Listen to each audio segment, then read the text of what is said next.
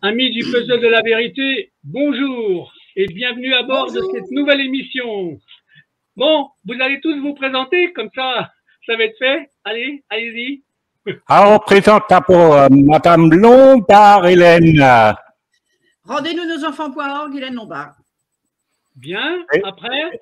Et moi-même, Christiane, et voilà.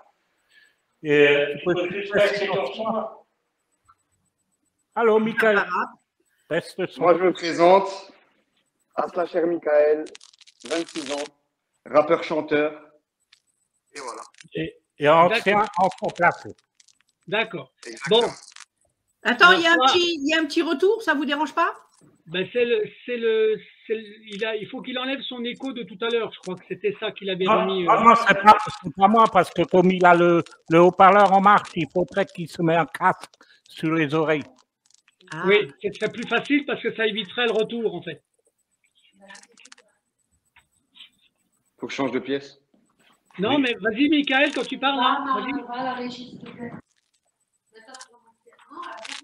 Non, c'est juste parce que j'étais dans la même pièce que lui. Vas-y, Eddy. Là, c'est bon.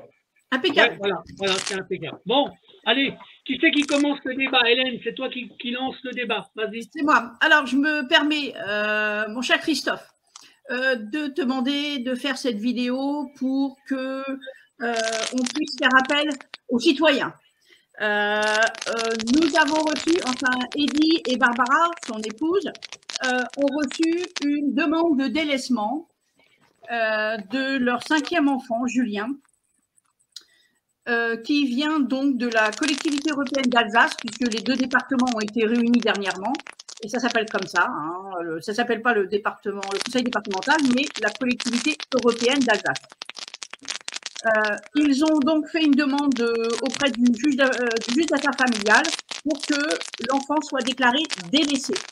C'est-à-dire qu'ils considèrent que comme le parent ne voit plus son enfant, et ben, il y a des parents qui, enfin, dans leur système de délirant, ils considèrent que quand les parents n'acceptent pas toutes les contraintes, etc., s'opposent, eh bien, eux refusent de donner des visites, refusent de faire un suivi. De toute manière, il n'y a jamais de suivi social. Hein. Il y a un petit craquement qui est pénible quand même. Ben, j'essaie de savoir d'où ça vient en fait.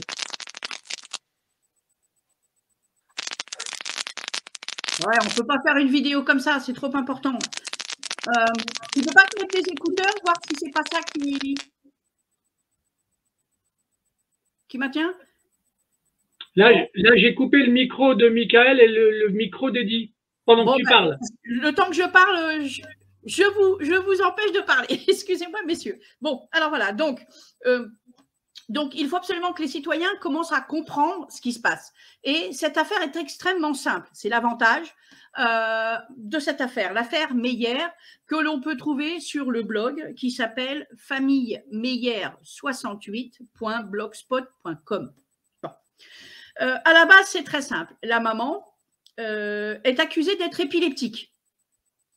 Oui. Alors, c'est faux puisqu'elle n'a fait que des crises d'épilepsie que lors des audiences. Parce que ce qu'on lui fait à elle et à Eddy, le papa, c'est tellement ignoble qu'il lui est arrivé de faire des crises d'épilepsie à ce moment-là. Mais le reste de la journée, de l'année, etc., elle n'en fait pas.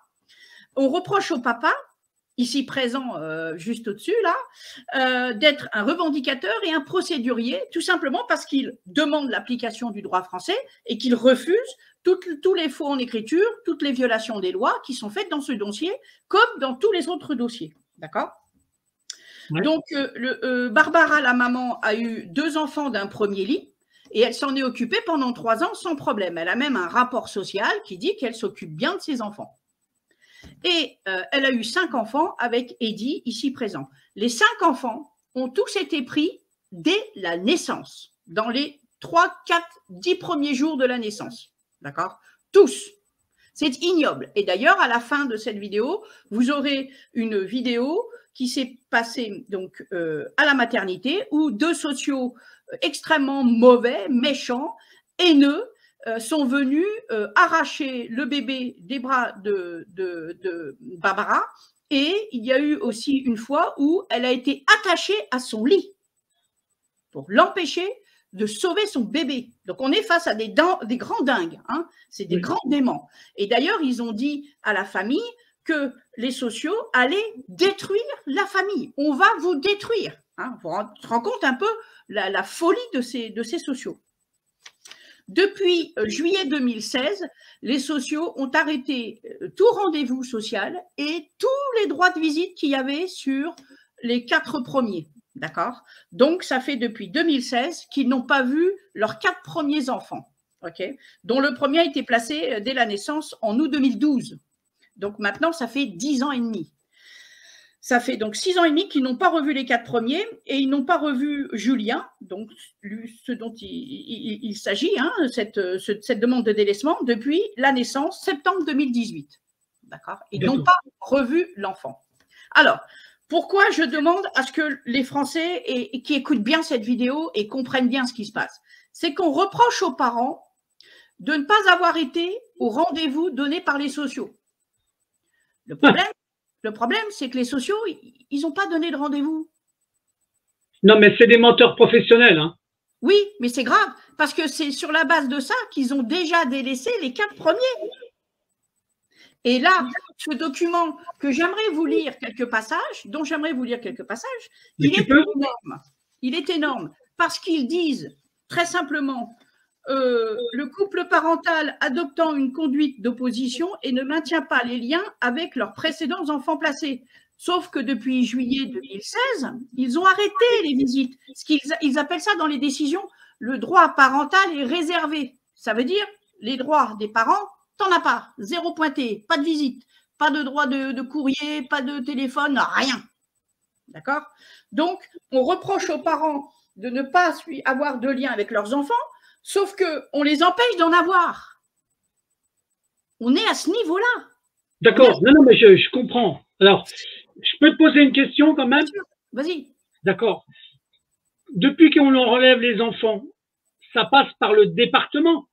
Alors, à l'époque, oui, c'était le département le 68. Est-ce que le département, oui, parce que ce qu'il faut que Eddy il demande, c'est un document officiel, d'accord, de quelles dépenses il y a par enfant et par année. Le département est obligé de le fournir. Barbara a fait des calculs, elle va vous les dire tout à l'heure. D'accord. Elle va vous donner une petite idée de la somme qu'ils ont, qui est colossale. Hein. Moi, j'avais téléphoné une fois à un des foyers qui s'occupait d'un des enfants, je ne me souviens plus lequel, je pense que c'est Jason, et les sociaux avaient dit, mais Jason, c'est notre enfant, c'est pas le vôtre. C'est notre enfant, c'est pas le vôtre. Non, mais c'est invraisemblable. Hein, c'est hallucinant. Alors, bon, dans ce document, il faut savoir que, donc, comme pour les autres, c'est la chasse à l'enfant, pas de dossier. Hein, il y a une OPP qui est faite donc par le juge à la demande du procureur ou de lui-même. Il fait une OPP, ordonnance de placement provisoire. Donc, bien évidemment, à ces audiences-là, il n'y a pas de parents, il n'y a pas d'enfants. Hein, et après, dans les 15 jours, il doit y avoir une audience devant le juge pour enfants obligatoire. Okay, oui. Dans ces dossiers-là, les délais des 15 jours, à ma souvenance, n'ont pas été respectés non plus. Les délais d'appel, au lieu d'être de 3 mois, sont de 9 mois pour Julien. 9 mois. Hein, et pour les autres, c'est, si je ne me trompe pas, c'est plus de 3 ou 4 mois de délai supplémentaire aux 3 mois légaux. C'est-à-dire que nous, on nous dit, quand tu dois faire telle chose, la loi dit c'est dans tel délai. Hein. Si tu n'as pas ta vignette sur ta voiture, tu te prends une amende. Eux, ils sont hors délai de 6 mois ou de 3 ou 4 mois. Ils considèrent que les décisions d'appel sont quand même bonnes. Alors que c'est illégal. Ils doivent rendre une audience, faire une audience en appel dans les 3 mois. Ils ne le font pas. Donc, procédure, vice de forme, etc. Les droits de visite sont en permanence pour Julien réservés, donc ils ne les ont pas vus depuis la naissance. Donc, comment mettre en place l'application du Code de l'action sociale et des familles qui conduit à restituer l'enfant, à maintenir un lien, alors que le juge lui-même dit « Non, vous ne verrez pas votre enfant ». Ah bon? On voit la démence.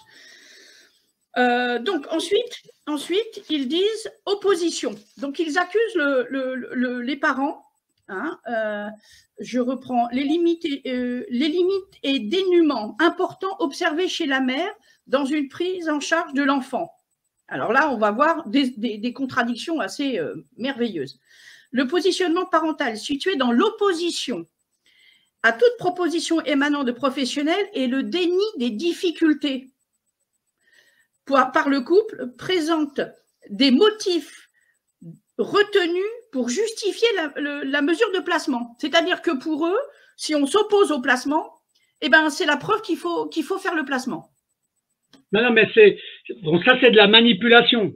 D'accord? Pour moi, ça s'appelle un rapport mensonger. C'est aussi simple que ça. Mais ils font que ça. Ils ne font que des rapports mensongers pour pouvoir enlever les enfants. Ce sont donc des menteurs professionnels.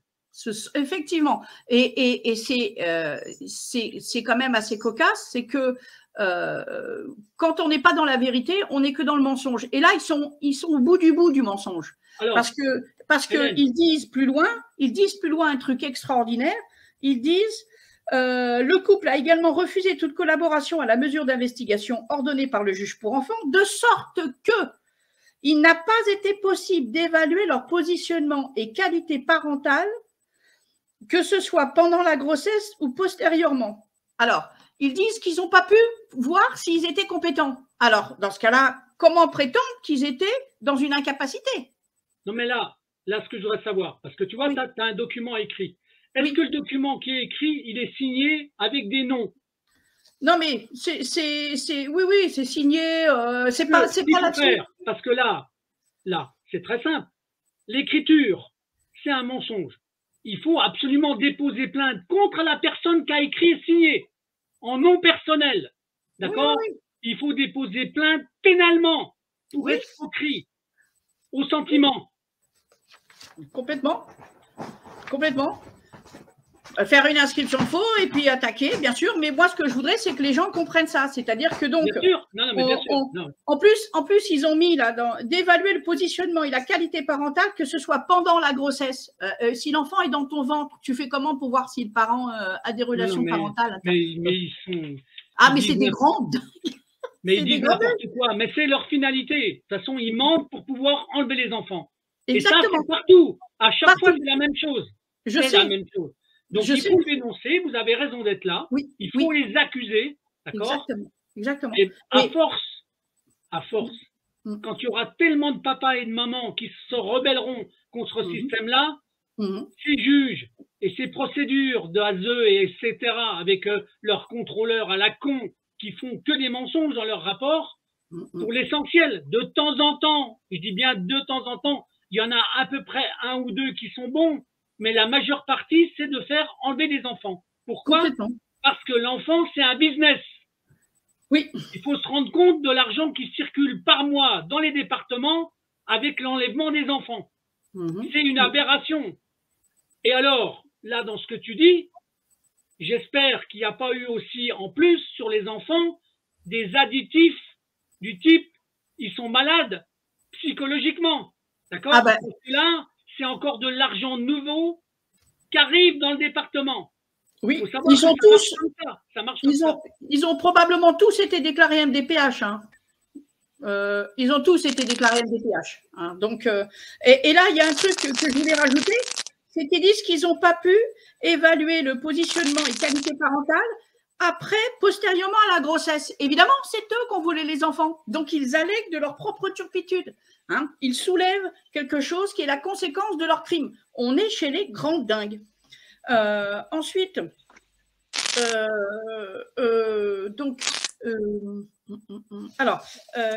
je voulais rappeler aussi les droits réservés, etc. Donc, il n'y a pas eu de... Alors, ils disent aussi à la fin, que selon l'article 381, petit trait 1 du Code civil, ils peuvent s'autoriser à demander la qualification de délaissement parental. Sauf qu'il faut, dans cet article, que les parents n'aient pas été empêchés de voir les enfants. Or, c'est le cas. Les parents ont été empêchés puisqu'ils ont eu le droit réservé. Donc, tout ça, là, c'est de l'ignominie absolue et il faut absolument que, à l'audience qui est prévue le jeudi 25 mai 2023 à 10 h au tribunal judiciaire de Colmar, parce que moi, je vais faire une manifestation ce jour-là, il faut qu'il y ait du monde, il faut qu'il y ait du peuple, il faut qu'il y ait des gens.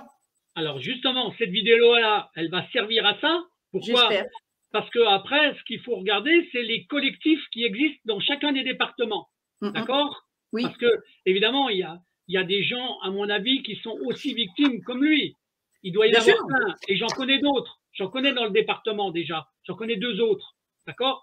Mais il faut aller chercher justement toutes les victimes, tous les papas, toutes les mamans qui sont victimes de ce système-là. Donc là, on est dans le département 68, mais rien n'empêche les départements limitrophes de s'associer à ce mouvement-là. Que ça soit le 67, le 57 ou le 54. D'accord? Donc, voire même le 90, parce que c'est pas loin. Hein? C'est ça. Il faut régionaliser la rébellion. Exactement. Et démontrer, parce que là, il faut que tout le monde aille au tribunal. Tout le monde va au tribunal. D'accord? Pour bien montrer que ces conneries-là, il y en a marre. Il y en a marre. Bah, bien sûr. Donc, il y en a marre. Est-ce qu'il voulait dire quelque chose, Eddy, quand même Je vous laisse maintenant, je les laisse parler un peu. Allez-y. Alors, je remets les micros, d'accord? En espérant que ça ne va pas trop grésiller. Oui, alors, juste mettre le micro à Michel. Alors, je réponds. Voilà. Et puis, le micro à Hélène. Alors oui, bonjour à tous. Je suis Eddy, le papa des 5 enfants de Julien, Gabriel, Jessica et Jason et Cassandra qui ont été placés abusivement dès leur naissance par les services sociaux de l'aide sociale à l'enfance de Mulhouse, voilà, qui nous ont volé les enfants dès la naissance. Alors, je veux juste revenir parce qu'il y a des personnes qui vont écouter la vidéo. La personne que je dis pas de nom, mais qui est le responsable, plus ou moins le responsable d'une fausse dénonciation à l'aide sociale à l'enfance qu'on peut entendre sur la vidéo que tu vas mettre à la fin, mon cher Christophe. Il y a juste où le service social, il dit bien que le procureur a des preuves. Mais quelles preuves? Ça m'est revenu à l'esprit. Le procureur a des preuves. Alors, une preuve, c'est quoi? C'est une fausse dénonciation. Et cette fausse dénonciation, je sais qui c'est, je ne dirai pas le nom parce que de toute façon, il va écouter cette vidéo. Il est très près de moi, je ne dirai pas de nom. Mais à ce monsieur-là, déjà, depuis 2012, il me fait chier sur Facebook. Hein, il me vole mes photos, il me vole mes vidéos et puis fait de la haine sur sa page Facebook contre moi. Alors déjà, s'il me parlait des enfants, parce qu'il parle dans une de ses publications des enfants. J'avais 3 enfants avec mon premier mariage. Ce qui veut dire, mon cher Félicien, Aurélia et Donatien. Il a marqué, il n'est même pas capable d'acheter tes pompons à ses enfants.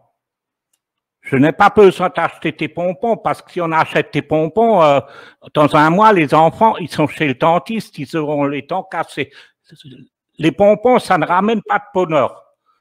Maintenant, juste pour lui dire et puis pour démontrer, j'ai 3 enveloppes de la banque. 3 enveloppes de la banque où j'ai ouvert un compte des enfants, même de ces enfants qui sont placés, hein, j'ai ouvert des comptes. Et ces comptes, il y a de l'argent dessus. Le jour qu'il m'arrive quelque chose, ils ont tous mes enfants. Mais lui, il n'était pas capable de s'occuper de son fils. Alors, qui me fout la paix déjà d'une, voilà, et puis qui ne met plus rien sur sa page Facebook. Il peut écouter après ce truc. Mais tu sais, Eddy, si tu as envie de donner son nom, il faut donner son nom, hein. Parce que moi, personnellement, j'adore quand on accuse des coupables. Et quand on donne un nom, moi, j'ai peur de rien. D'accord? Je peux donner le nom. Ben, si tu as envie, tu le donnes. C'est juste quelqu'un de ma famille. Enfin, c'est pas grave, c'est pour moi, Christophe, c'était ma famille, mais il n'existe plus pour moi. C'est Monsieur Meyer Jean-Marie. On peut aller voir sa page Facebook, il a toutes tes photos et tes vidéos de moi qu'il utilise sur sa page Facebook contre moi pour faire de la haine. Alors qu'il arrête, c'est tout. Ça, c'est bon, ça, c'est notre histoire. Maintenant, on va commencer. Alors, tu vois, quand tu dis que tu donnes le nom, les gens qui vont écouter cette vidéo-là, ils vont aller voir son profil. Et ils peuvent. Vont aller voir son profil, d'accord? Et ouais. peut-être qu'il va se faire incendier pour ce qu'il fait, ou le mal qu'il te fait à ta femme et à tes enfants. Oui, tout à fait. Mais de toute façon, moi, je l'avais déjà dénoncé auprès de la police, auprès de partout. Hein, mais après, s'ils font leur travail, tant mieux. Facebook, c'est pareil. Ils ont été avertis de tout ça, mais ils l'ont jamais bloqué. Ils utilisent plusieurs comptes parce que moi, j'ai des amis qui m'envoient toutes ces publications, hein, que j'ai en preuve sur tes clés USB. Ouais. Mais bon, il peut continuer, je le laisse continuer.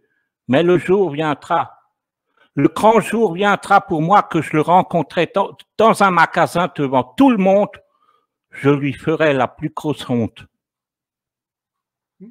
Non, mais déjà ce qu'il a fait, juste faire les fausses dénonciations pour les enfants. Parce que les enfants n'ont rien à voir dans un truc de grand. Hein. Pourquoi ils ont fait ça? Juste pour me faire du mal à moi. Mais alors, au-delà de ça, tu vois, moi, je me pose une question parce que comme je connais pas vraiment ton dossier, comment il est arrivé, mais lui, par exemple, le monsieur dont tu donnes le nom, est-ce qu'il est en relation avec les services sociaux? Est-ce qu'il a travaillé avec ces gens-là?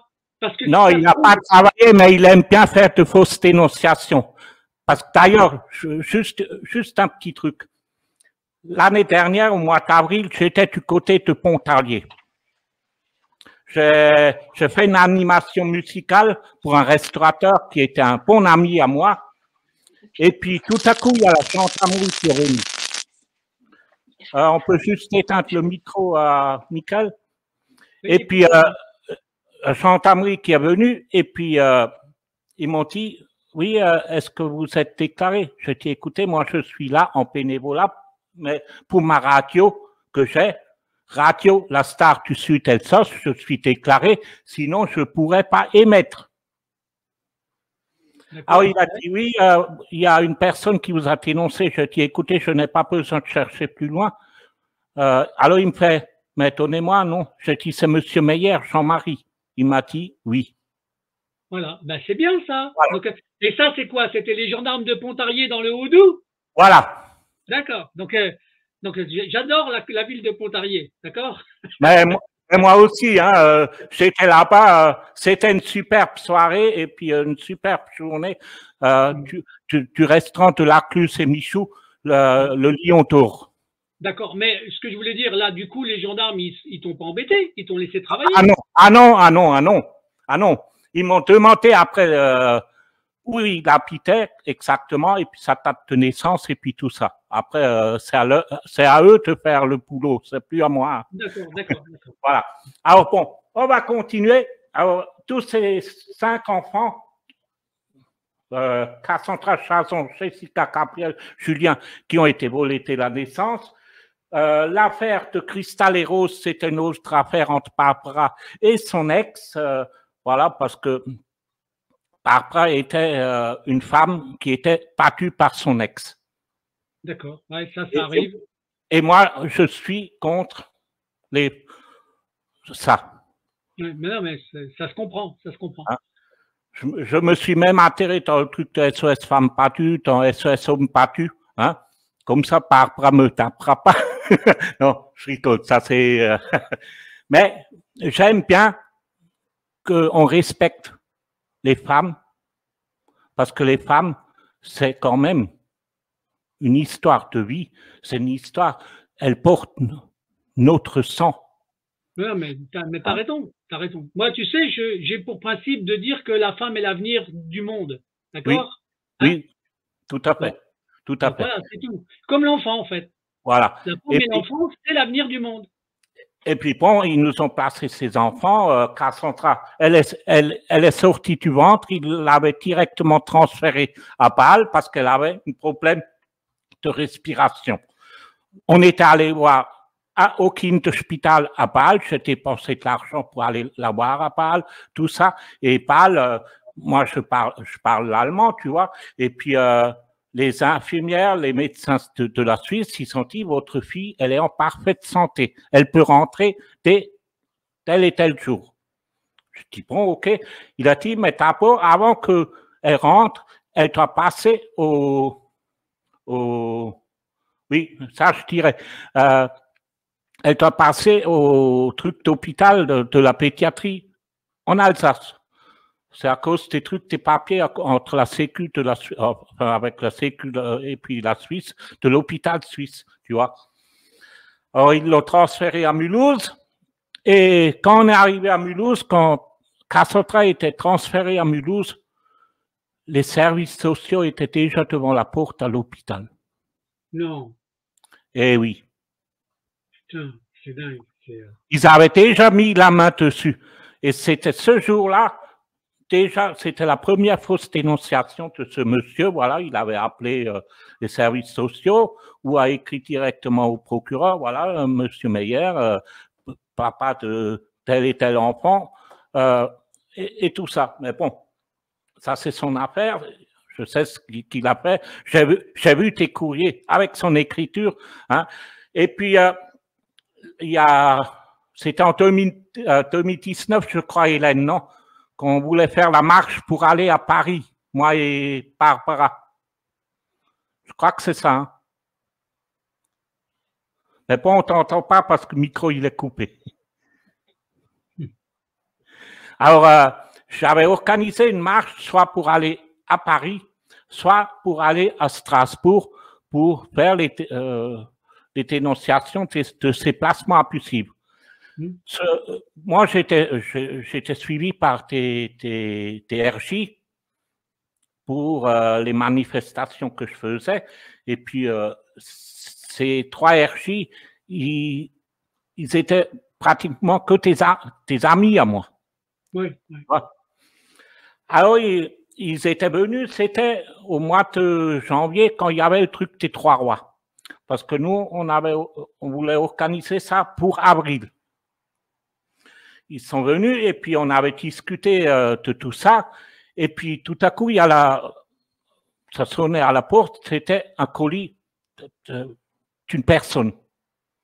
Dans ce colis, il y avait un calendrier dedans, des tenues vestimentaires de carnaval,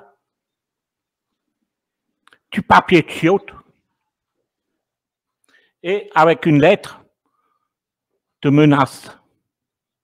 Que d'ailleurs, je pourrais aussi vous la transmettre. Hein, on peut aller voir sur Eti Meyer.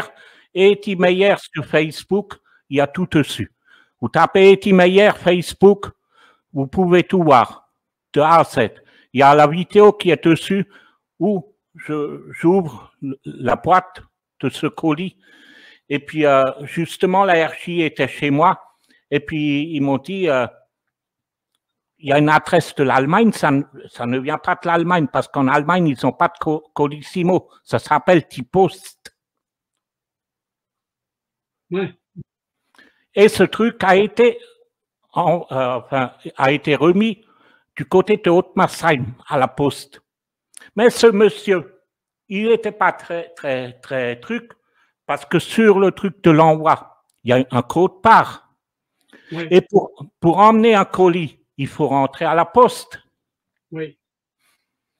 Et dans les postes, ils ont des caméras.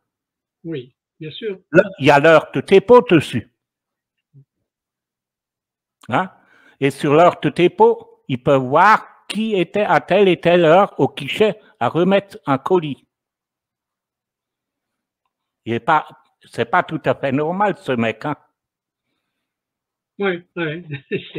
Voilà. Donc, du coup, tu as l'épreuve alors, du coup. Hein? Ah oui, on avait l'épreuve avec la RJ, tout à fait. Mais bon, maintenant, il fait ce qu'il veut, qu'il me fout la paix, c'est tout ce que je lui demande, parce que s'il va aller plus loin avec ses publications haineuses sur sa page Facebook, Il a qu'à Non, mais c'est continuer. bien, c'est pour ça qu'il faut dénoncer, c'est ce qu'il faut faire. Hein. C'est comme Alors, ça que ça les dérange. Hein. Alors, en fin de compte, parce que moi, j'avais quand même un accident de travail en 2016, Hélène le sait, et puis il m'avait mis en invalide retraite, parce que comme j'étais fonctionnaire, j'étais pas loin de la retraite. Parce que derrière le camion, encore, je suis rentré dans le bon truc, c'est 55 ans. J'en ai 57 aujourd'hui, je suis à la retraite définitive. Tu vois? Et j'en suis content, parce que, comme pour dire, avec l'accident que j'avais quand même 500 kilos d'ordures ménagères sur moi, hein, un conteneur qui m'a tout écrasé, tout le pas, hein, et puis je ne me suis pas laissé aller. Aujourd'hui, je peux toujours le dire, hein, je suis quelqu'un qui se sait battre, même contre les maladies, contre tout ça. Je ne me suis pas fait vacciner contre le Covid, parce que je dis, le Covid, c'est une grippe comme les autres. J'avais plein d'amis qui se sont fait vacciner. Ils sont morts avec ça. Bon, mais bon. Voilà, ça c'est une autre tromperie, Elie. Voilà, Là, c'est le business médical, d'accord. On ne parle pas de ça pour le moment. Mais je suis d'accord avec toi, il y a aussi de la grosse arnaque là-dessus. Hein? Tout à fait. Alors moi, j'ai fait plein de manifestations avec les Gilets jaunes. J'ai fait des manifestations avec Hélène, qu'on peut voir. Tous ces vidéos, ils sont sur Eti Meyer, sur Facebook. On peut voir les vidéos. Hein, on était à côté au tribunal d'instance de Mulhouse. On a fait à la préfecture à Colmar, on a fait des manifestations devant l'aide sociale à l'enfance, et puis qu'on avait demandé à la RJ que monsieur le directeur, monsieur Ducrot, qui était sans pour venir parler avec nous, il n'est pas venu.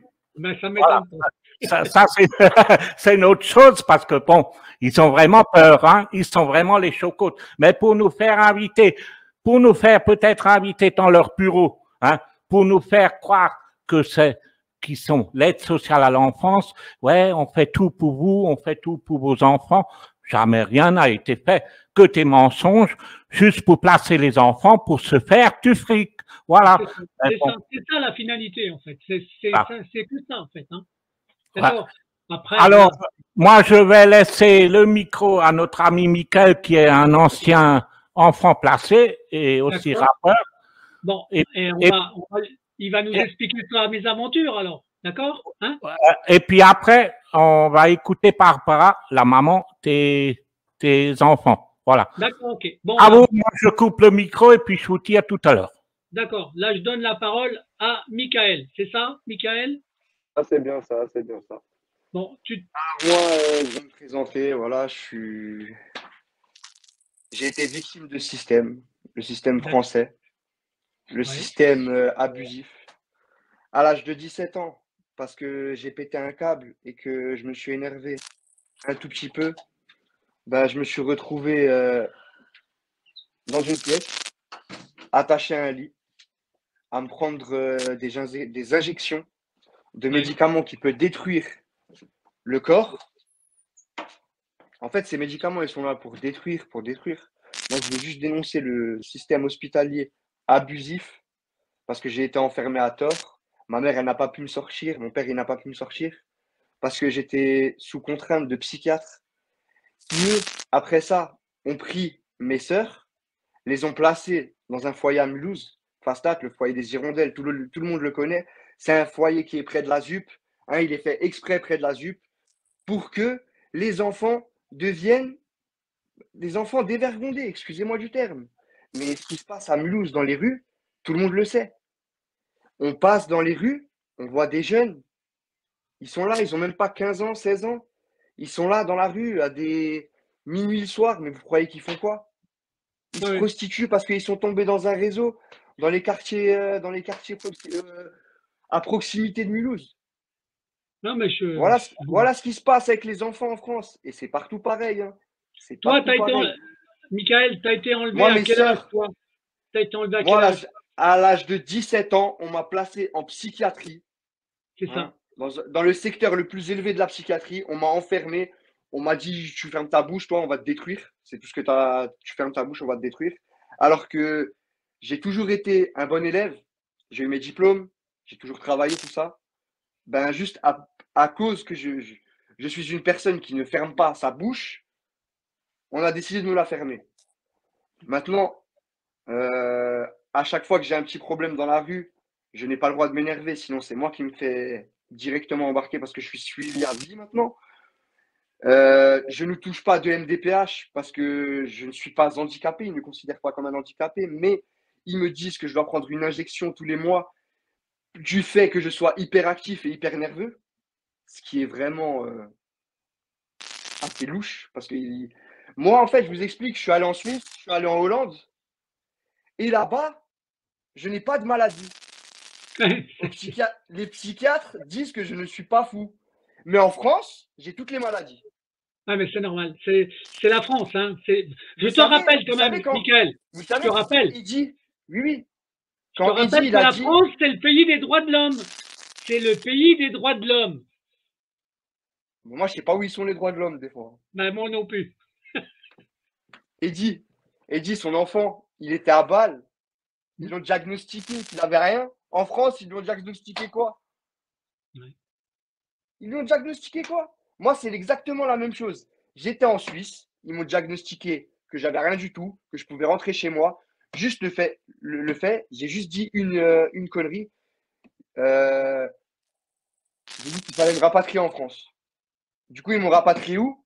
Psychiatrie mulhousienne, Azenheim, secteur pavillon 21. Je suis tombé sur une psychiatre. Elle a dit comme quoi j'étais complètement malade mental, que des trucs de fou. Ils ont fait des dossiers sur moi épais comme ça. Tout ça,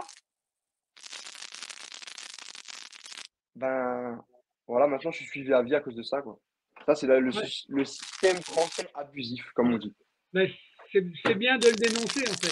C'est comme ça que les gens peuvent comprendre, en fait, ce qu'ils sont capables de faire. Plus il y a de témoignages, plus il y a de gens qui. Mais il n'y en a pas. Hein, il n'y en a pas que un dans ce cas-là. Hein. J'ai plusieurs amis à moi que j'ai rencontrés à l'intérieur qui sont vraiment des personnes géniales, qui sont enfermées. Pour vous dire, j'avais un mec, il a eu la Légion d'honneur, la médaille de la Légion d'honneur. Il a refusé à Chirac de venir la chercher à Paris. Parce que c'était un ancien militaire très haut placé. Hein.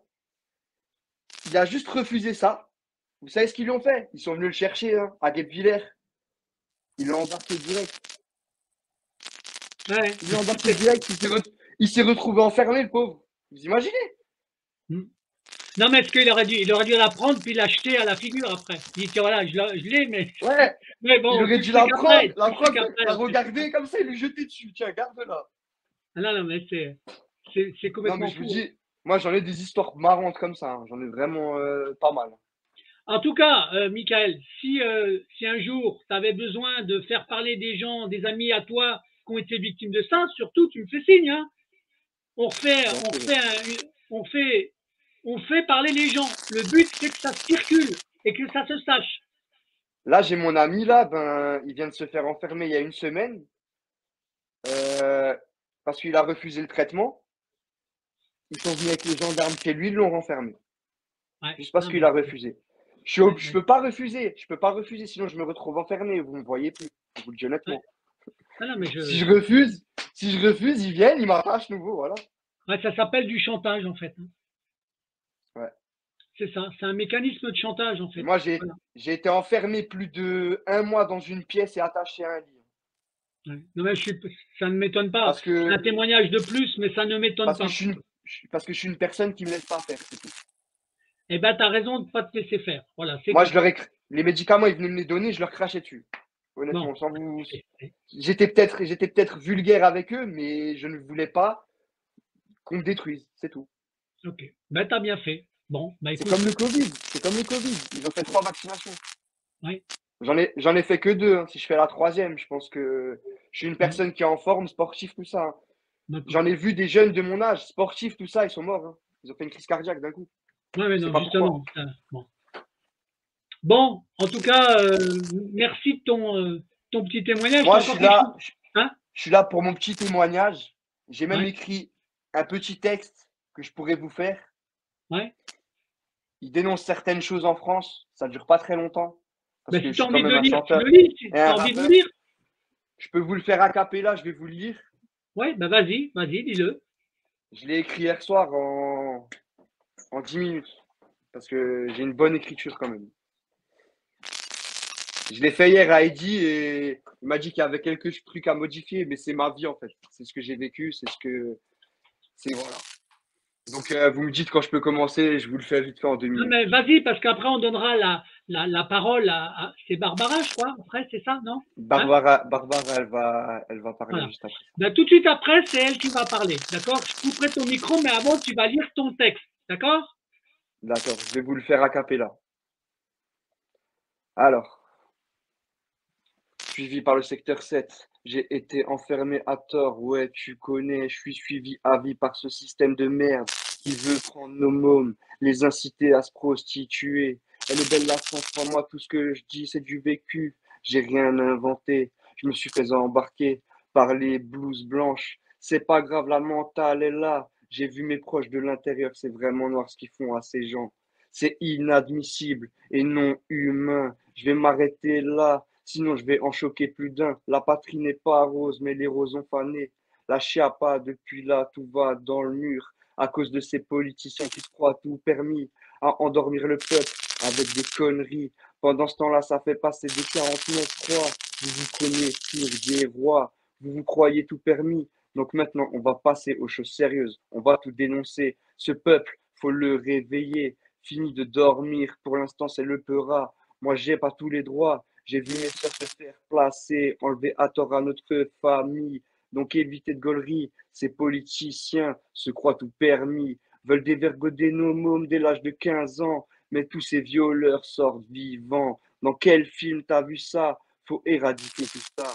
Si les bleus cherchaient moins à placer nos enfants, ça serait vite réglé. Mais tous ces condés, c'est des ripoux. Ils pensent qu'au buzz. Alors venez me chercher, je vais vous choquer. Vous allez entendre la puissance du cerveau. Moi, je pense qu'aux millions, mais pour l'instant, c'est le SMIC qui n'augmente pas. Les prix qui flambent. On va tous finir pauvres à la longue. Cette France est endettée. Je sais de quoi je parle. Je l'ai étudié. Le trou de la Sécu, une dette de guerre pour ça.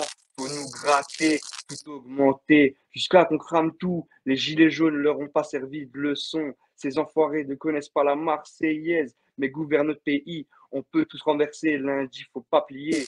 On peut y arriver. Le 49-3, fini de rigoler, faut se réveiller. Peuple, lève ta tête, ne regarde pas tes pieds. C'est le Très-Haut qui nous voit, faut arrêter tout ça. Bon, eh ben voilà, t'as lu ton texte. T'as plus qu'à mettre une petite mélodie là-dessus, hein? D'accord? Tu mets un petit fond sonore et tu refais la même chose, voilà, et puis t'as un petit rap. Hop, c'est parti, mon Voilà. gars. Ok? D'accord? Voilà. Bon, bah merci, Et moi, vous pouvez me Michael. suivre. Vous pouvez me suivre. Je vous dis juste, moi, vous pouvez me suivre sur Instagram, sur Snapchat et sur YouTube. Et même sur Facebook. Ok. Voilà. Bon. On reste en contact, d'accord? Je peux donner la Bien parole sûr. à Barbara maintenant? Ok? Hein? Barbara, elle va. Elle... J'arrive, je vais prendre juste mes médicaments. Vas-y, c'est bon. Elle arrive. Je prends juste mon traitement et j'arrive. Je vous souhaite une bonne soirée à tous. Moi, je vais quitter là parce que je suis invité à manger. Ok, d'accord. Donc, Bon, ben, je dois y aller. Bon, ben, on te Et je vous souhaite souhaite une bonne soirée quand même. En tout cas, merci Ok. pour l'invitation. Hein. Ça fait vraiment plaisir. Et en tout cas, ce que j'ai entendu, ça m'a vraiment touché. Hein, parce que je n'étais pas au courant de toute l'histoire que Eddie a racontée. Mais vraiment ça, c'est vraiment n'importe quoi.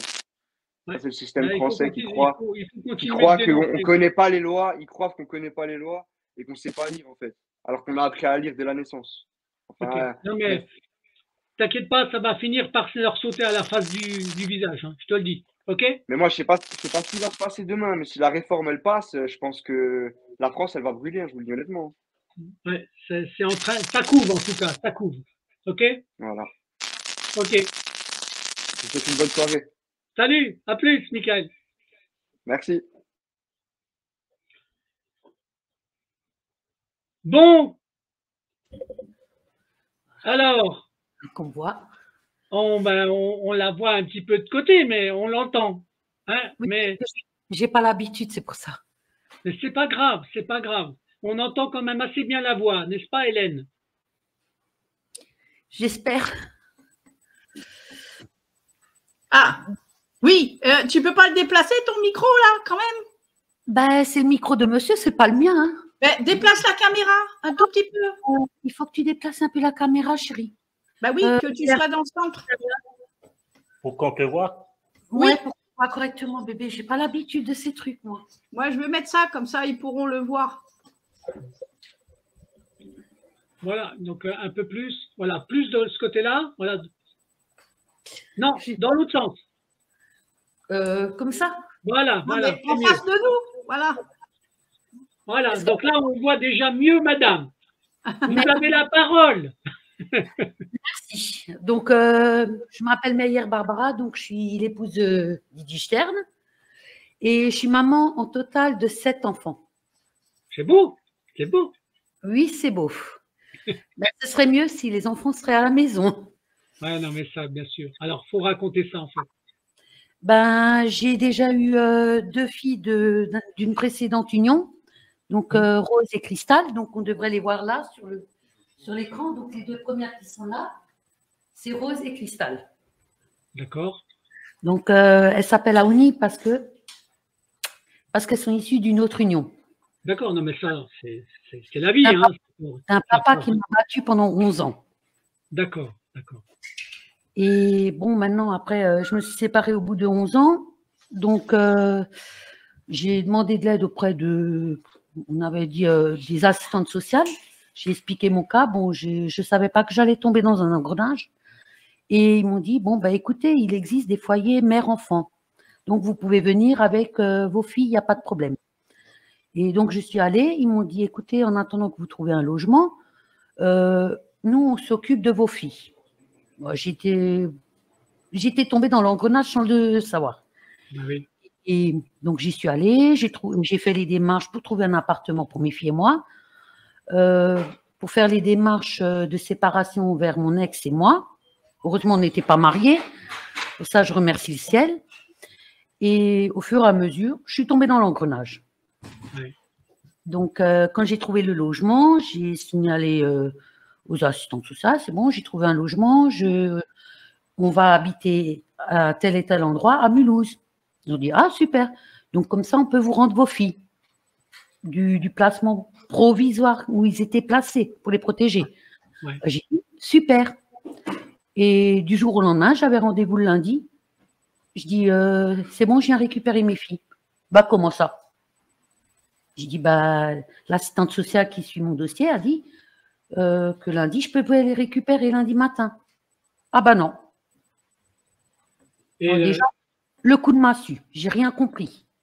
Je peux poser une question particulière pour que les gens puissent comprendre. Est-ce que tes 2 filles, elles avaient un double nom avec le nom du papa et le nom de la maman, ou elles avaient que le nom du papa? Elle portait le nom du père biologique. D'accord, ok. C'était pour savoir, simplement. Ah oui. Hein? Ah oui. Et alors, ils ont motivé le refus de donner les filles. Pourquoi? Ils n'ont pas motivé? Apparemment, le père, il a dû trafiquer quelque chose, il a dû parler aux assistantes sociales, je ne sais pas, parce que moi, en ce temps-là, j'étais suivie par une TISF, donc une travailleuse familiale indépendante sociale, Ouais. donc suivie par une femme. Donc, elle a pu assister au dilemme qui se déroulait dans le couple. D'accord. Parce que Rose était déjà née et Cristal, elle avait à peine, que je ne me trompe pas, 3 ou 6 mois à peu près. Parce que ça remonte maintenant à quelques années. Donc, elle a dit, oui, monsieur Aouni, vous n'avez pas traité votre conjointe comme ça. Et à un moment donné, il y avait même qu'on appelle ça, que j'avais l'AEMO. Donc, monsieur Vossa, lui, il a dit, je m'occupais très bien de mes filles, hein, il n'y avait pas de souci. Hein. Il a dit, je suis même une maman poule, et il a dit, ça, c'est super. Il a dit, on ne dirait pas que vous êtes épileptique, du tout. Hein. Il a dit, vous vous consacrez plus à vos filles qu'à vous. Et ça, il était super content, quoi. Donc, de ce côté, moi, je n'avais pas de problème. Et au moment où lui, il était parti ce jour-là, parce qu'il était présent avec la TISF, il est parti. Et à un moment donné, le père biologique des filles, donc de Rose et Cristal, s'est mis en colère avec moi et la TISF parce qu'elle disait qu'il devait baisser un peu le volume parce qu'au risque de perturber la petite Cristal, vu qu'elle était encore petite. Il a dit, ouais, vous fermez votre gueule, vous n'avez rien à dire. Bon, déjà, j'ai essayé de le calmer. Je dis, écoute, elle est là pour nous aider, pas pour nous foutre dans la merde. Et suite à ça, j'avais en plus Christa dans les bras. J'étais en train de lui donner le biberon et j'étais près d'un meuble. Donc, adossé à un meuble à côté de la TISF. Et il m'a foutu, je crois, une claque ou un coup de poing devant la TISF. Avec la petite dans les bras. Carrément, carrément. Oui. Et donc, comme, elle a fait un témoignage, cette dame-là. Elle a fait un témoignage, cette dame-là, alors. Oh que non. Beaucoup de fois, les flics sont venus à la maison pour coup sur pour moi, quoi, qu'ils avaient vu. Et plusieurs fois, ils ont dit, écoutez, vous maltraitez votre conjointe, enfin votre femme. J'ai dit, je ne suis pas mariée avec monsieur. Hein.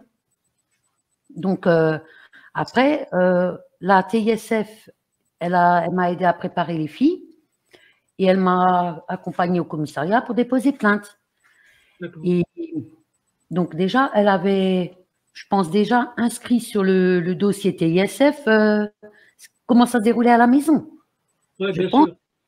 Parce que à force, j'ai appris avec Hélène, c'est elle qui m'a appris les démarches, les petits trucs, quoi. Oui, bien sûr, bien sûr. Donc, suite à ça, je pense que c'est à cause de ça qu'ils m'ont placé les filles, les deux premières. D'accord, d'accord. Donc, je me suis séparée de mon conjoint, tout, ni vu ni connu, j'en avais marre. Et du jour au lendemain, monsieur ici présent est venu sur Mulhouse. Il était invité par une amie qui était autre que ma voisine. Alors, elle a dit, écoute, Barbara, tu fais quelque chose? Je dis, bah non, pourquoi? Elle a dit, écoute, je dois récupérer un ami qui vient de Saint-Louis. Alors, j'ai dit, bon, bah, si tu veux que je t'accompagne, il n'y a pas de souci. On l'a récupéré et du coup, il y a eu le coup de foudre. Ah donc, c'est bien, c'est bien. Oui, c'est bien, mais au départ, je n'osais rien lui dire concernant ma maladie. J'ai rien osé lui dire concernant mes deux filles parce que j'avais peur. Ouais. J'avais un peur qui me rejetait à cause de la maladie d'une part, donc de mon épilepsie, et de l'autre part, j'avais peur qu'il allait me rejeter parce que vu que j'avais déjà deux filles d'une autre union, j'avais peur. Donc, je n'osais pas lui dire. Mais ça a été caché combien de temps, Barbara? Ça a été caché combien de temps? Je lui ai caché environ, on peut dire combien de temps je t'avais caché ma maladie sur le coup? 1 à 2 semaines, je lui ai camouflé. Oh ben ça va, c'était pas trop, ça va. Oui, mais le problème, c'est qu'il l'a décelé quand j'ai une fois fait une crise à la maison chez lui. D'accord, ah bah oui, bah oui. Comme monsieur a déjà fait les premiers secours, il a reconnu les symptômes. Il a dit, ces tremblements, ça lui faisait tilt.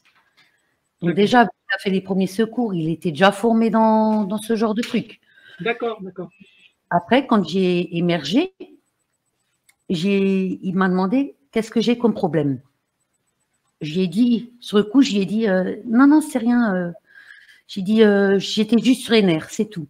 Il a dit sur les nerfs alors que tu avais tous les symptômes d'une crise d'épilepsie. Après, j'ai détourné le regard. Je suis allée dans la salle de bain, je me suis mis à pleurer. Et après, j'ai dit, il faut quand même que je prenne les devants. Si même vraiment, peut-être qu'il ne me rejettera pas avec cette maladie, peut-être. Après, je suis sortie de la salle de bain et je lui ai expliqué. Il s'avère que cette maladie, je l'ai depuis l'âge de 83, donc depuis l'âge de 4 ans. Et j'étais sous traitement des Paquines. D'accord, d'accord. Donc là, le médicament qui est traite pour les épileptiques. D'accord. Mais alors, donc il découvre ta maladie, mais à quel moment tu lui as dit alors que tu avais 2 filles? Ben, d'abord, je lui ai dit à cause de l'épilepsie. Après, j'ai dit, je dois t'avouer autre chose. Il m'a dit quoi? J'ai dit, j'ai 2 petites princesses de mon ex-conjoint. Alors déjà, il ne l'a pas pris mal. Il m'a dit, mais c'est super. Déjà, il a dit, si tu veux, je les prendrai même sous mon aile, c'est pas un problème. Ben, c'est beau ça. Ça doit faire plaisir quand on entend un truc comme ça, en fait. Sur le coup, ouais, quand il m'a dit ça, j'ai dit, t'en es sûr? Il a dit, bah oui. Il a dit, pourquoi je devrais les rejeter? Parce que c'est quelqu'un qui a compris que l'enfant n'était pas responsable de la vie d'une grande personne. Voilà, c'est ce qu'il m'a dit. Les enfants, on accepte les enfants. C'est ça s'appelle la vie. C'est tout simple. Ça s'appelle la vie. Mais pour moi, c'était un grand choc. Ouais. Ben, en tout cas, ça fait plaisir d'avoir un homme au moins qui comprend ça. C'est déjà pas mal. Je me suis quand même écroulée dans ses bras en pleurs. Bon, ben, c'est un moment, parce que c'est un moment de joie, mais c'est des pleurs de joie en fait. Oui, c'était vraiment une émotion. C'est pas les mêmes. C'est parce que tu as l'émotion qui t'a débordé tellement tu étais contente qu'il ait bien pris. Ben, bien sûr, ça me paraît évident. C'est normal. C'est les sentiments qui sont apparus. Mais attends, ce qu'il faut que tu saches, c'est que cette émotion-là, ça l'a encore plus séduit. Je ne sais pas qu'est-ce qu'il a séduit en moi. Je ne sais pas, mais moi, j'ai voilà, donc voilà, ben, c'est bien. C'est un moment de sincérité qui est important et j'en suis très content en fait. Voilà, c'est tout. Hein. Bon, alors après la mésaventure, faut continuer de raconter ton histoire alors du coup, après. Ben, du coup, en 2012, enfin 2011, on s'est connus au mois de novembre. Pardon, j'ai les larmes qui commencent à couler.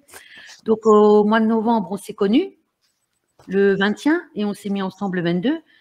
Et en 2012, il y avait un petit souci, donc je me suis dit, c'est pas normal, j'ai pas mes machins.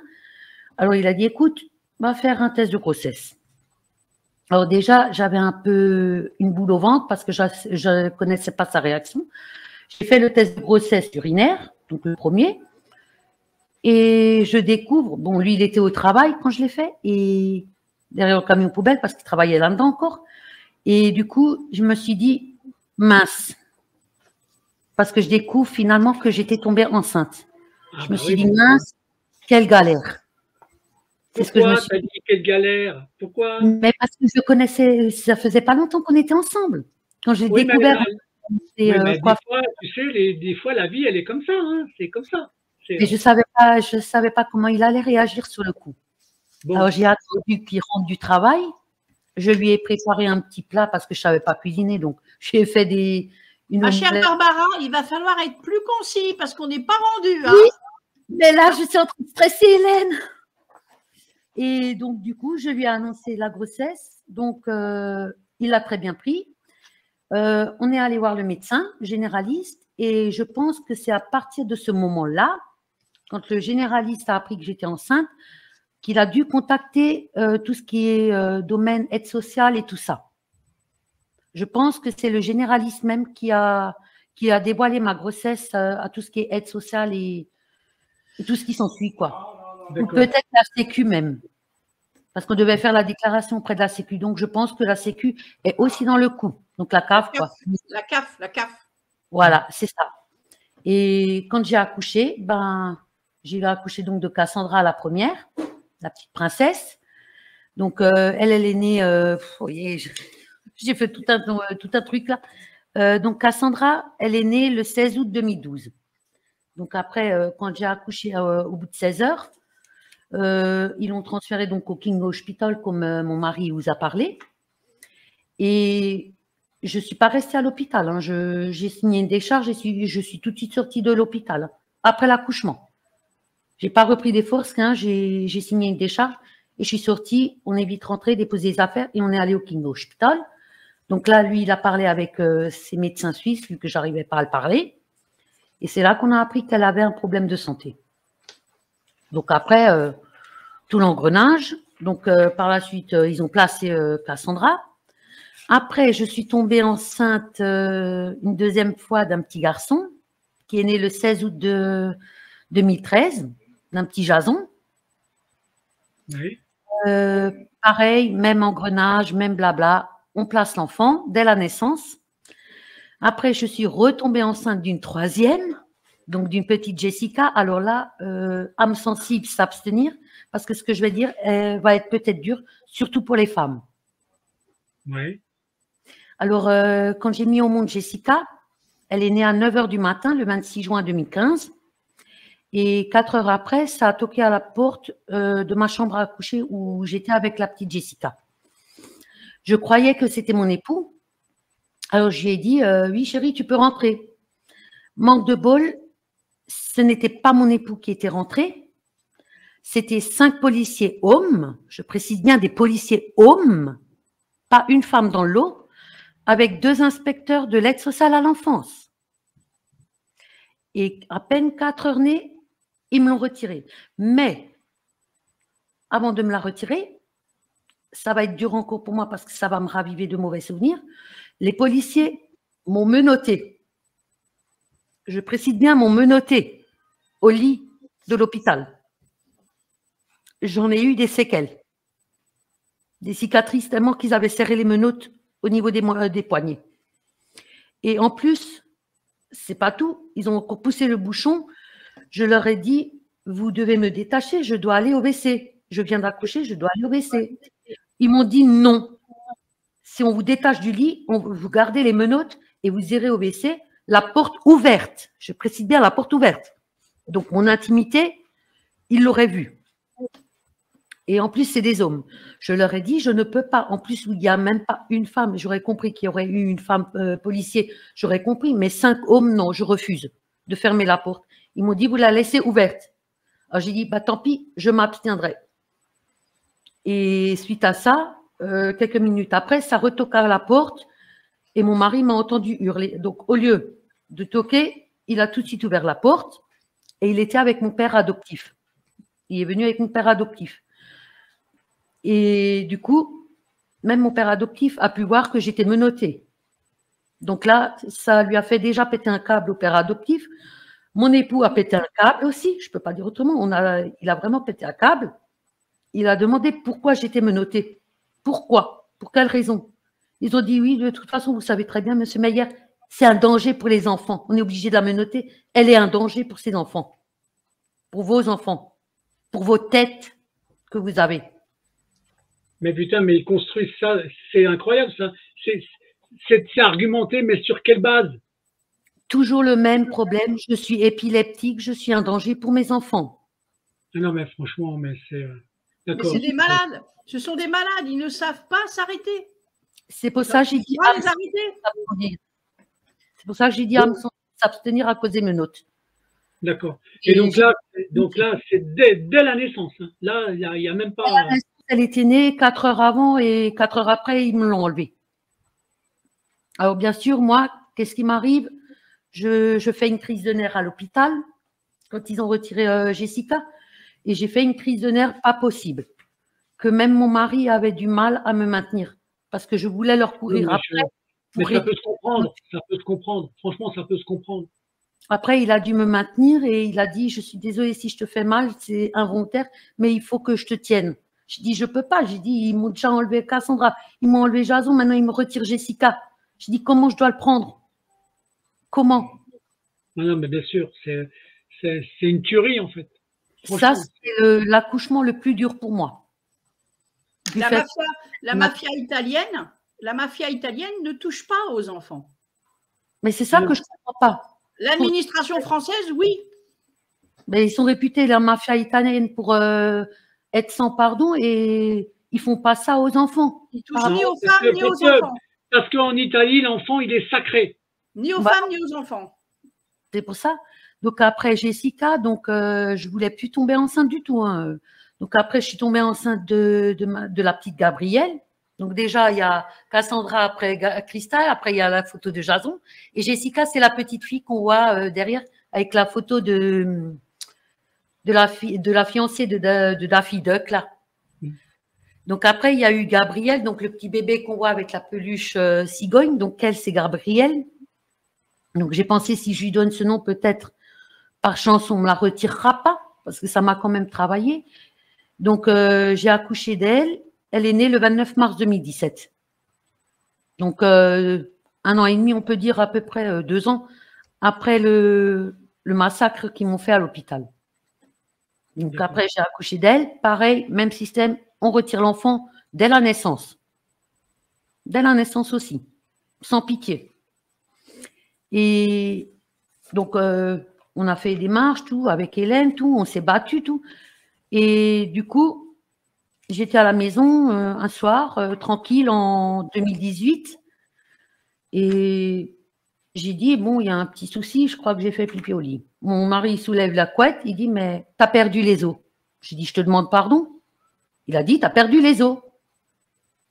tu vas pas tarder à accoucher. J'ai dit, mais arrête de te foutre de moi, s'il te plaît. Je suis pas enceinte. Je l'aurais remarqué si j'aurais été enceinte. Donc, ce qui fait, il n'y avait pas eu de suivi de grossesse. Ce qui est un peu logique. Je pense que là, vous comprenez. Non, mais il faut savoir qu'il donnait 2 médicaments distincts à Barbara. Un pour ne pas tomber enceinte et l'autre pour pas être épileptique. Sauf que les 2 médicaments ont fait interférence l'un et l'autre. Ils se sont annulés. Et donc, elle n'avait aucun symptôme d'une femme enceinte. Donc, c'est pour ça c'est pas du déni, parce que ça encore, c'est un mot qui a été inventé par ces racailles dans le milieu médical, qui cherchent toujours à insulter les femmes, mais c'est pas un déni de grossesse. C'est qu'aucun élément n'était concordant avec une grossesse. Point. Parce que j'avais une pilule contraceptive. Voilà. Les deux se sont opposés mutuellement. On l'a su. Donc, j'ai perdu les os. Mon mari a appelé les pompiers. Ils m'ont monté à l'hôpital. J'ai accouché et direct retiré. Là, pour cet enfant, pour le petit Julien, le prétexte, je dis bien, ah, écoutez, vous avez fait un déni, on va appeler ça un déni de grossesse parce que vous n'avez même pas été suivi pour votre grossesse. J'ai dit, mais quelle grossesse? J'ai dit, je ne savais pas que j'étais enceinte. J'ai dit, j'ai pris mon traitement pour l'épilepsie et j'étais sous pilule contraceptive. J'ai dit, quand vous êtes sous pilule contraceptive, on ne tombe pas enceinte. J'ai dit, ne vous foutez pas de moi. Ah non, mais apparemment, vous avez accouché, donc vous étiez enceinte. Donc, vous avez fait un déni de grossesse. Voilà ce qu'on m'a dit, un déni de grossesse. Alors, ils ont utilisé, alors c'est ça qui est incroyable, ils utilisent un impact médical, c'est l'inversion. Ils savent faire que les inversions, en fait. Voilà. C'est le mécanisme de la justice. La justice, c'est la victime qui devient coupable, tout le temps, tout le temps, tout le temps. C'est comme ça que ça fonctionne. Et là, je n'ai pas pu le voir à la naissance. Voilà, donc c'est d'une tristesse absolue, Barbara. Franchement. Entre-temps, épuisée par toute cette souffrance, parce que elle monte un sourire, mais ils souffrent tous les deux énormément, comme les 2 millions de Français qui souffrent de ça. Elle a quand même fait un coma. Un coma de 3 jours. On a vraiment eu peur pour elle. Il faut voir dans quel état le pauvre Eddy était. Et elle a fait ça parce qu'elle était à bout de voir l'inéquité, de voir l'ignominie de tous ces fonctionnaires qui agissent en collusion pour légitimer leur salaire et participer au génocide des enfants français. Ces gens-là doivent être pendus par les couilles parce que ce sont des monstres. Ils n'agissent pas dans l'intérêt du peuple français, ils agissent contre le peuple français. Alors qu'ils arrêtent de dire qu'ils agissent, ces fonctionnaires, policiers, ASE, machin et tout ça, pour les enfants, parce que j'en ai vu dans les manifs, ils disent « Ah ben nous, on protège les enfants ». C'est pas vrai, puisque, encore une fois, je le répète, quand le parent est maltraitant, on doit le mettre en correctionnel, mais on n'a pas, au regard du droit français, le droit de toucher aux enfants. Point. Donc, ce qu'ils font, c'est d'une ignominie absolue, absolue. Et là, ils veulent recontinuer. Ils ont donc déclaré délaisser les enfants alors qu'ils empêchaient les parents de les voir. Et là, ils recommencent le processus avec le petit Julien. Bon, en tout cas, cette émission, elle va avoir un impact.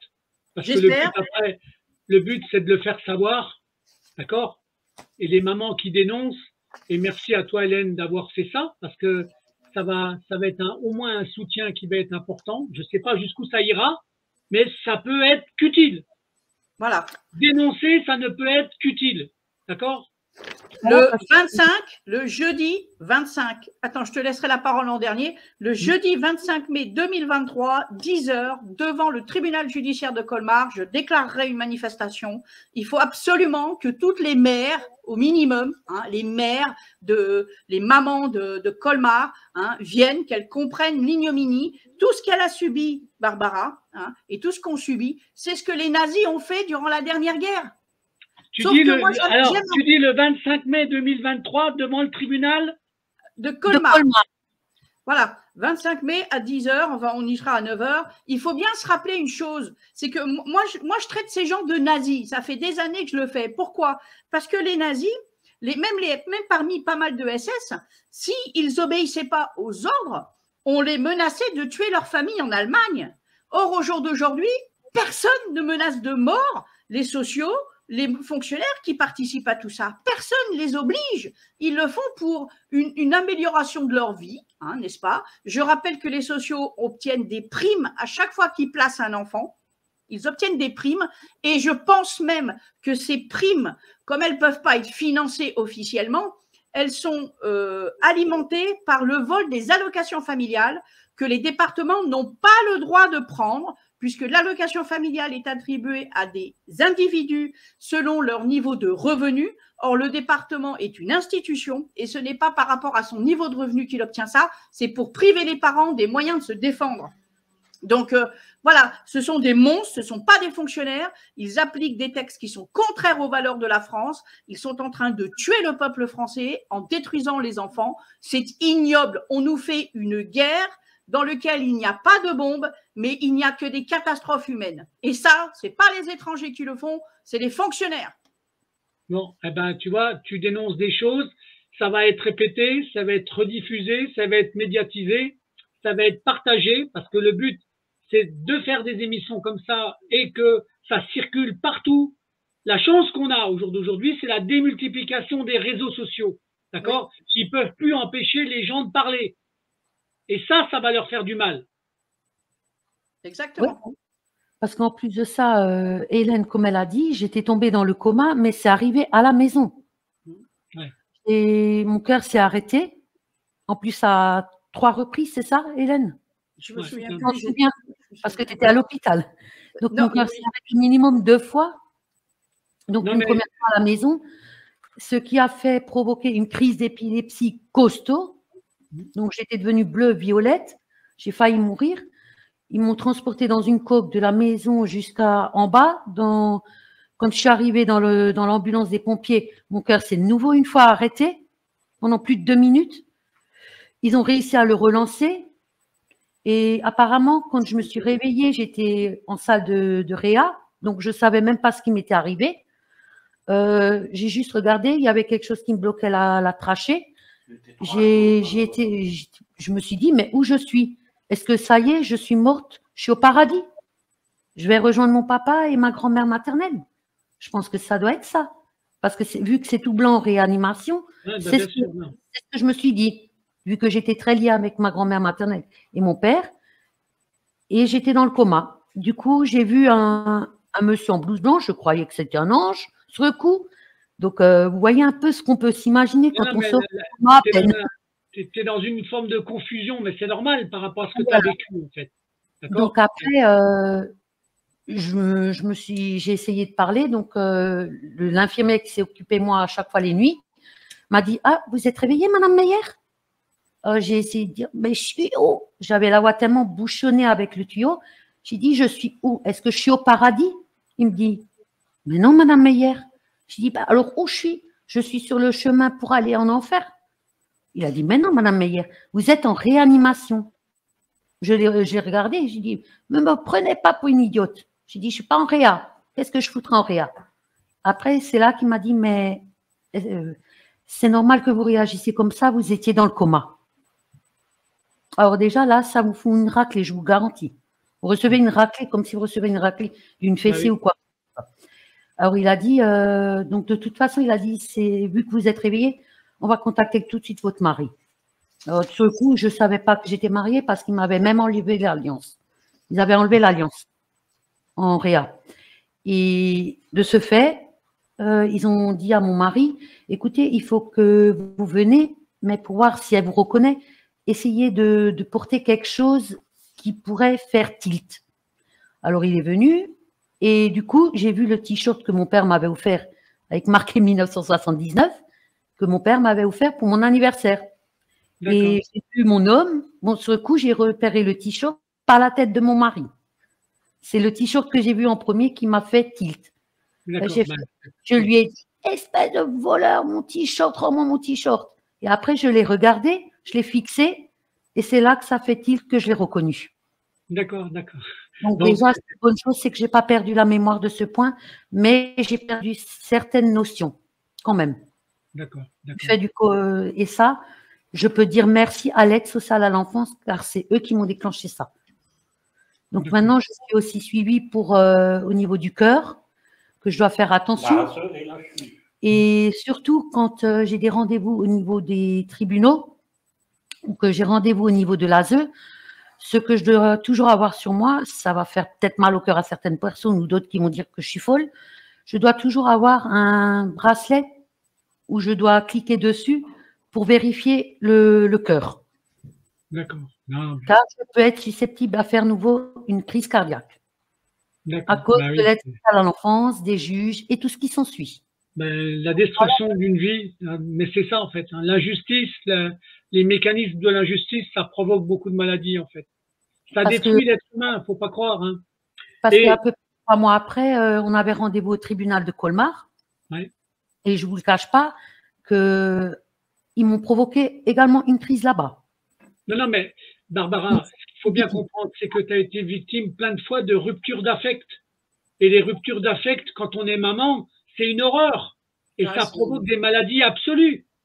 Parce qu'à chaque rendez-vous au tribunal, je ne le cache pas, à chaque fois, je manque d'air, j'ai des manquements d'air, je perds l'air, je suis tellement sur les nerfs que à chaque fois, je fais des crises à chaque fois au tribunal. Donc, à chaque fois, je me doute que le résultat ne va pas être favorable pour moi et pour mon mari. Je sais qu'on va garder mes enfants. Oui, c'est un cercle vicieux, en fait, maintenant. Voilà.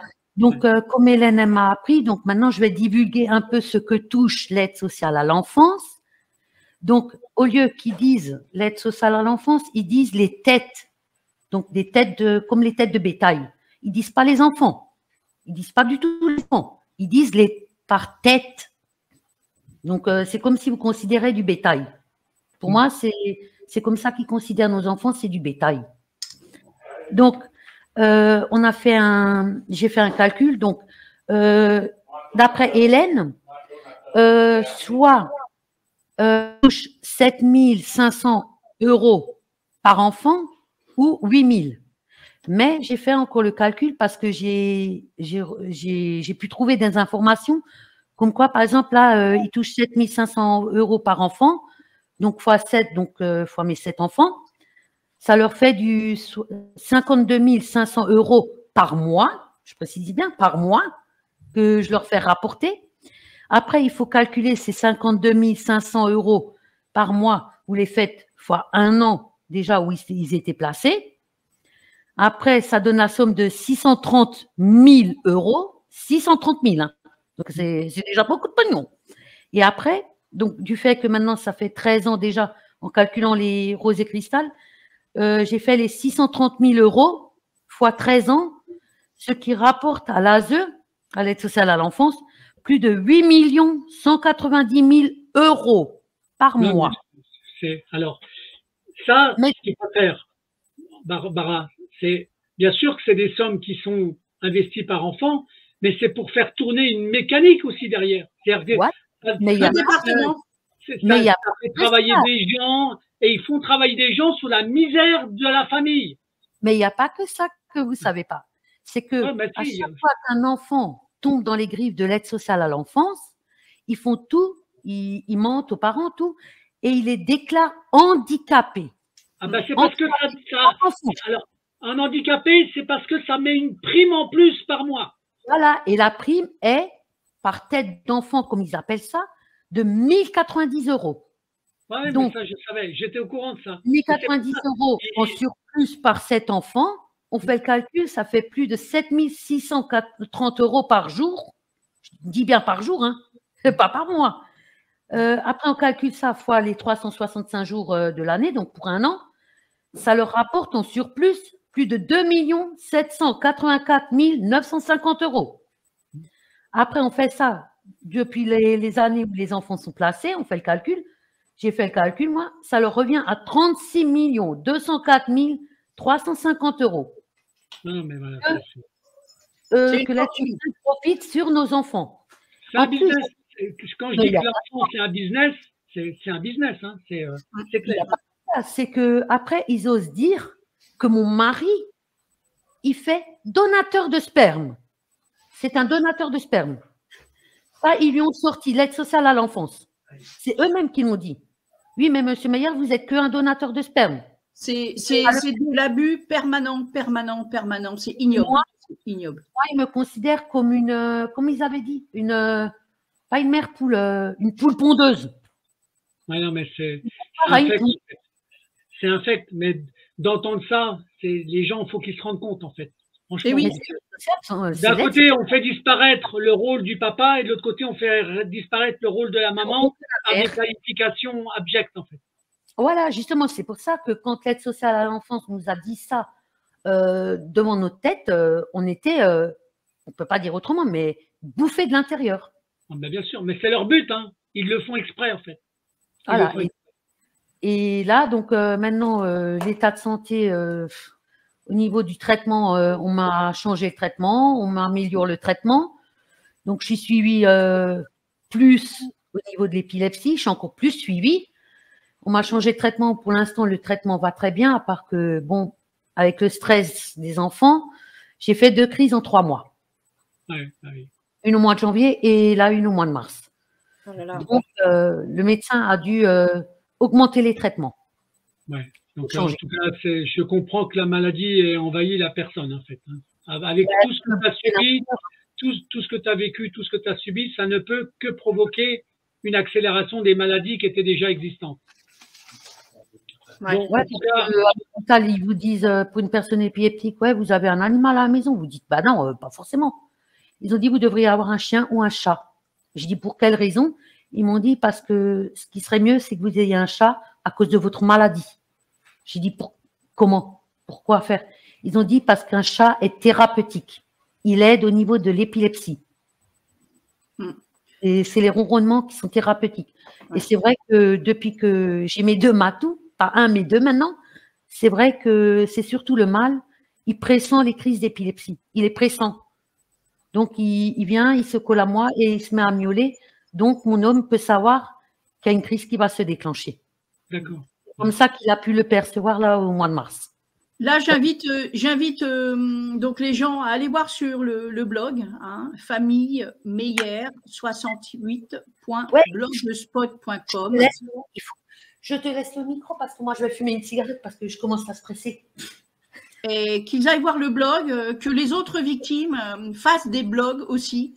Plus il y en aura, il ne faut pas non plus hésiter à mettre les inscriptions de faux, à dénoncer tous les éléments juridiques qui ne vont pas, à nommer tous ces fonctionnaires, etc., etc. Il faut que les gens fassent pareil et fassent tourner. Il faut que les gens découvrent ils sont entourés de victimes de vol d'enfants.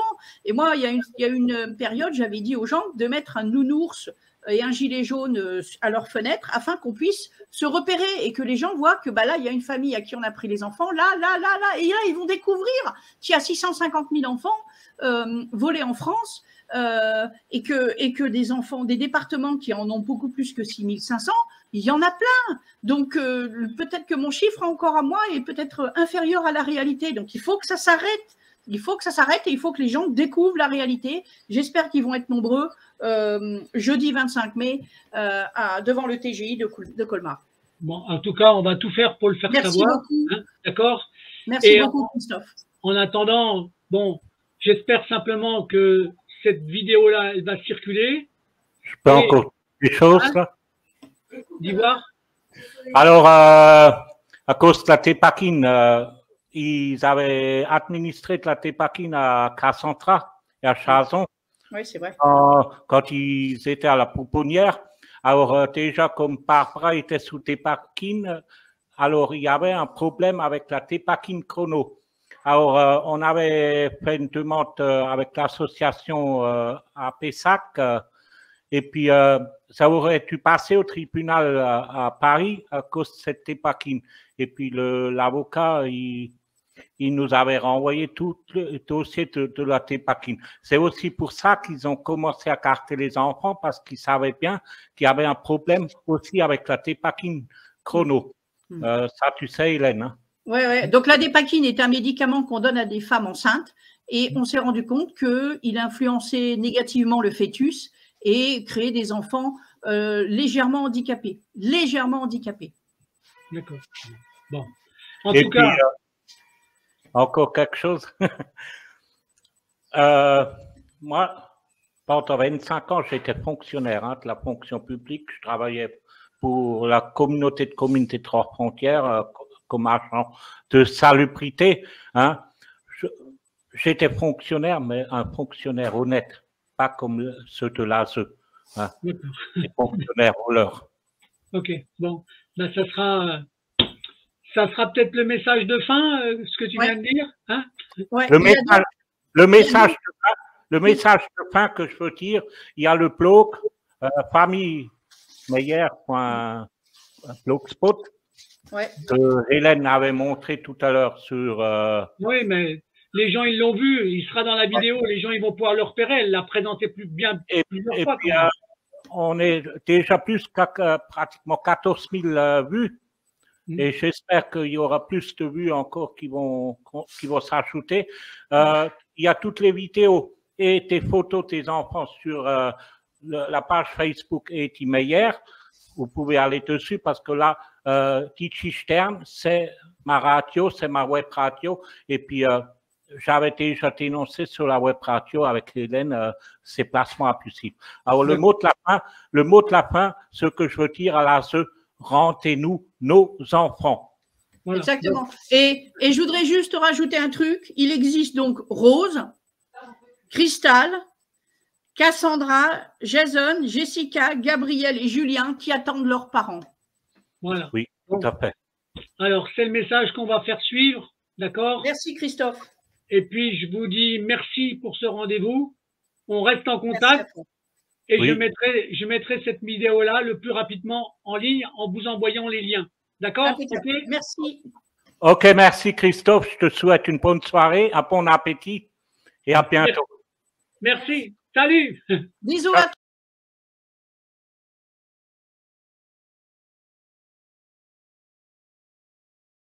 Le médecin. C'est le 3. Nous, on vient, voilà. Non. Ouais, après une décision du juge. Oui, mais non. Je veux savoir ce que vous reprochez. Vous adressez au procureur de la République. Non, non. Non, le procureur de la République. Quelle est la raison? Le procureur de la République a suffisamment d'éléments en sa possession pour prendre cette décision-là. Non, non.